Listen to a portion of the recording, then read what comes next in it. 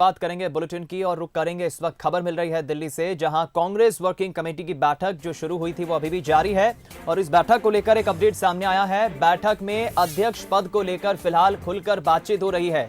केसी वेणुगोपाल ने सोनिया गांधी को जो चिट्ठियां लिखी हुई थी वो पढ़कर सुनाई है और आगे अध्यक्ष नहीं रहने की इच्छा सोनिया गांधी जाहिर कर चुकी है। यानी कि एक तरफ से हम ये कह सकते हैं, सूत्रों के हवाले खबर मिली है, सोनिया गांधी अंतरिम अध्यक्ष पद से अब इस्तीफा दे चुकी है। सभी प्रदेशों के मुख्यमंत्री ने सोनिया गांधी से पद पर बने रहने की मांग की है। हालांकि पूर्व रक्षा मंत्री AK एंटनी ने राहुल गांधी से फैसले पर दोबारा विचार करने को कहा है, क्योंकि राहुल गांधी की चिट्ठी लीक होने पर उन्होंने भी प्रतिक्रिया दी है, कड़ी प्रतिक्रिया। राहुल गांधी ने कहा है कि वो इससे काफी दुखी हैं। राहुल गांधी ने चिट्ठी की टाइमिंग को लेकर भी सवाल उठाए हैं और उन्होंने कहा है कि आखिर ये टाइमिंग क्यों चुनी गई, जब राजस्थान और मध्य प्रदेश में हम लड़ रहे थे, जब सोनिया गांधी बीमार थी, उस वक्त चिट्ठी क्यों लिखी गई। तो कांग्रेस वर्किंग कमेटी की बैठक के दौरान राहुल गांधी ने चिट्ठी लिखने वाले नेताओं पर बीजेपी से मिलीभगत का आरोप लगाया। ये सबसे गौर करने वाली बात है। चिट्ठी लिखने वाले नेताओं में से एक गुलाम नबी आजाद ने कहा है कि अगर आरोप सच साबित होता है तो मैं इस्तीफा दे दूंगा। आपको पूरा अपडेट हम बता रहे हैं। ये बैठक जब शुरू हुई, इस बैठक में सबसे पहले केसी वेणुगोपाल ने सोनिया गांधी को जो चिट्ठियां लिखी हुई थी वो पढ़कर सुनाई, जिसमें उन्होंने अंतरिम अध्यक्ष पद से हटने की मंशा जाहिर की।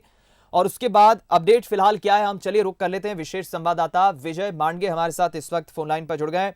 विजय, बड़ा अपडेट तो यह भी मिल रहा है कि राहुल गांधी नाराज हुए हैं चिट्ठी लिखने वाले नेताओं पर, क्या अपडेट है?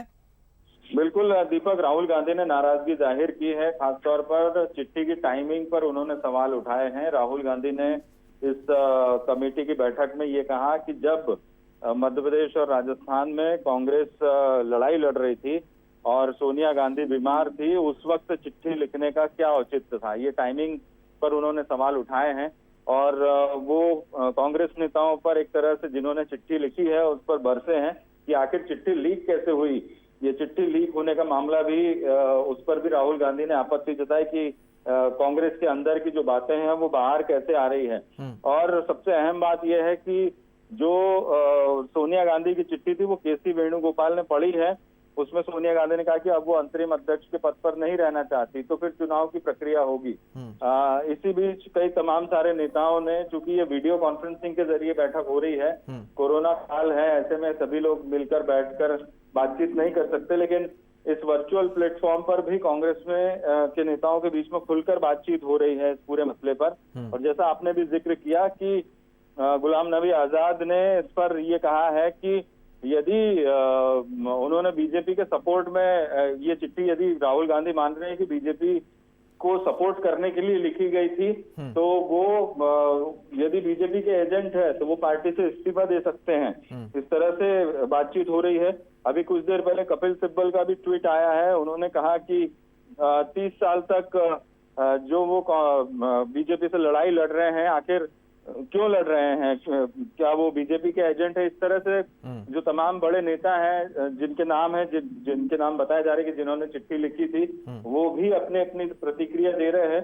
तो एक तरह से इस बैठक में खुलकर जो बातचीत हो रही है और राहुल गांधी ने जो सवाल उठाए हैं उस पर अभी ये चल रही है बैठक, और कुछ देर में जब पूरी बैठक खत्म होगी तो कुछ नतीजा हमारे सामने आएगा।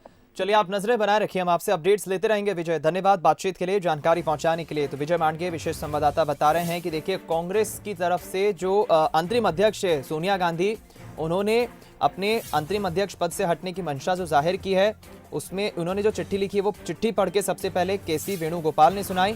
उसके बाद राहुल गांधी ने चिट्ठी को लेकर सवाल उठाया। राहुल गांधी ने कहा कि आखिर ये टाइमिंग क्यों चुनी गई, जब राजस्थान और मध्य प्रदेश में हम लड़ रहे थे, जब सोनिया गांधी बीमार थी, उस वक्त चिट्ठी क्यों लिखी गई।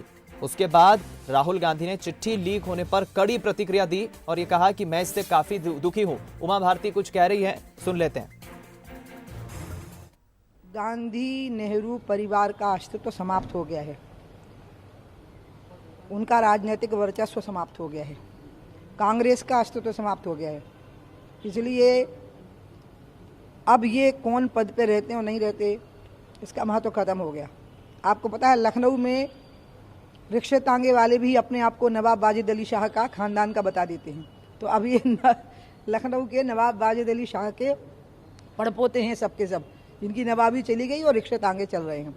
और मैं अपनी तरफ से कहूँगी कि कांग्रेस का कोई पुराना व्यक्ति जो गांधीवादी सोच का रहा है वो कांग्रेस का नेतृत्व करे और असली गांधी की ओर ये वापस लौटें, स्वदेशी गांधी की ओर, जिसमें विदेशी का कोई एलिमेंट नहीं था।